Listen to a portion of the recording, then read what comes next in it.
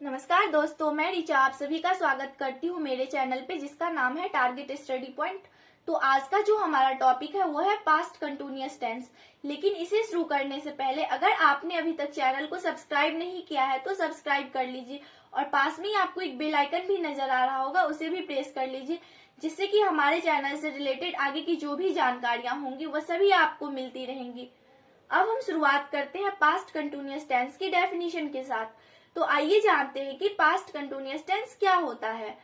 Past continuous जो है वो प्रेजेंट कंटिन्यूअस का पास्ट होता है, यानी कि प्रेजेंट में जो बात चल रही है कंटिन्यू, उसकी बात अगर पास्ट में चल रही हो उसको हम लोग पास्ट कंटिन्यूअस बोलते हैं। ओके, अगर हम इसकी इंग्लिश में डेफिनेशन की बात करें तो इसकी डेफिनेशन होती है the action was continue in past is put in this category of tense. Means ऐसा एक्शन जो पास्ट में कंटिन्यू हो वो इस टेंस के अंतर्गत आएगा। मेन चीज समझने की ये है कि ये जो पास्ट कंटिन्यूअस है वो प्रेजेंट कंटिन्यूअस का पास्ट होता है। इसकी अगर हम हिंदी में आइडेंटिटी की बात करें तो हिंदी में इसकी पहचान होती है रहा था, रही थी और रहे थे। और स्ट्रक्चर जो होता है वो होता है सब्जेक्ट प्लस वाज या वर्ब प्लस वर्ब की फर्स्ट फॉर्म में आईएनजी प्लस ऑब्जेक्ट। ध्यान दीजिएगा, जब कभी भी हम वाज या वर्ड लगाते हैं तो जो वाज है वो आई और सिंगुलर के साथ आता है और वर्ड प्लूरल के साथ आता है। ऐसे सेंटेंस में हम लोग वर्ब की फर्स्ट फॉर्म में आईएनजी लगाते हैं। जैसा एक एग्जाम्पल ले लेते हैं, मैं एक पत्र लिख रहा था, इसमें एंड में रहा था आ गया है, तो इसलिए ये सेंटेंस पास्ट कंटिन्यूअस टेंस के अंतर्गत आएगा। तो इसका आंसर हो जाएगा I was writing all letter. Okay, I के साथ वाज आता है इसलिए वाज लगा दिया और लिखने को राइट बोलते हैं, बट कंटिन्यूअस में हमें वर्ब में आईएनजी लगाना होगा, इसलिए राइट का राइटिंग हो जाएगा। तो इसलिए हमारा फाइनल आंसर जो है वो होगा I was writing all letter. हमारा दूसरा एग्जाम्पल है तुम क्रिकेट खेल रहे थे, तो हमारा आंसर हो जाएगा यू वर प्लेइंग क्रिकेट।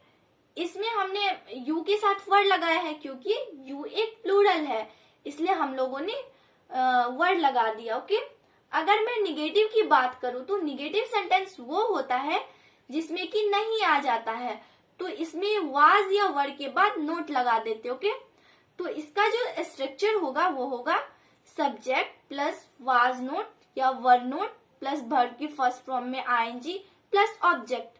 जैसे एक सेंटेंस मैंने लिया, वो मेरे भाई से बात नहीं कर रहा था, तो इसका आंसर हो जाएगा he was not talking to my brother.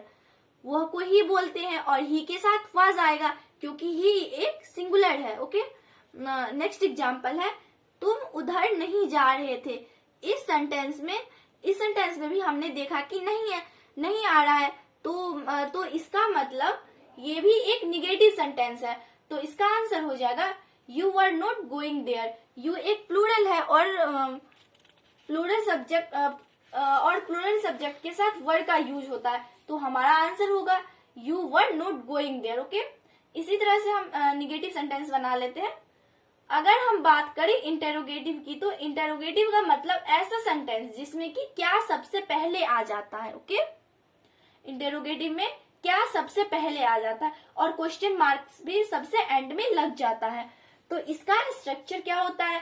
इसका स्ट्रक्चर होगा वाज या were plus subject plus verb की फर्स्ट फॉर्म में ING plus object plus question mark के, यानी कि इसमें वाज वर्ड को आगे करेंगे और उसके बाद सब्जेक्ट आ जाएगा। जैसे एग्जाम्पल ले लेते हैं, क्या तुम्हारे पिताजी तुम्हें पढ़ा रहे थे, इसमें क्या आगे आ गया है, तो हम लोग वाज या वर्ड का यूज करेंगे। ओके, अब तुम्हारे पिताजी एक सिंगुलर है इसलिए वाज का आगे प्रयोग होगा, तो आंसर हो जाएगा was your father teaching you, यानी कि क्या तुम्हारे पिताजी तुम्हें पढ़ा रहे थे। नेक्स्ट एग्जाम्पल है, अगर मैं बोलूं क्या तुम अपने भविष्य के बारे में सोच रहे थे, इसका आंसर होगा were you thinking about your future और क्वेश्चन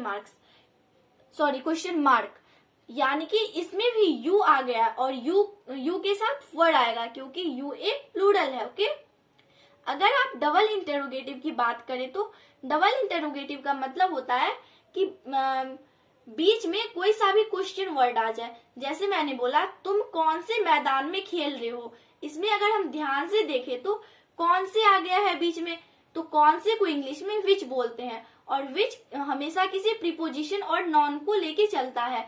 तो इसमें अगर हम ध्यान से देखा सेंटेंस में तो प्रीपोजिशन में आया है, मे को इन बोलते हैं, और अगर नॉन की बात करें तो इसमें मैदान नॉन है, तो हमारा आंसर हो जाएगा इन विच ग्राउंड वर यू प्लेइंग और question mark. Okay, I think कि आपको समझ आ गया होगा। मैंने सभी टाइप के सेंटेंस आपको बता दिया पास्ट कंटिन्यूअस की। Okay, so thanks for watching my video. अगर आपको ये वीडियो पसंद आई हो तो लाइक करना मत भूलिएगा और चैनल को ज्यादा से ज्यादा शेयर कीजिएगा। Thank you.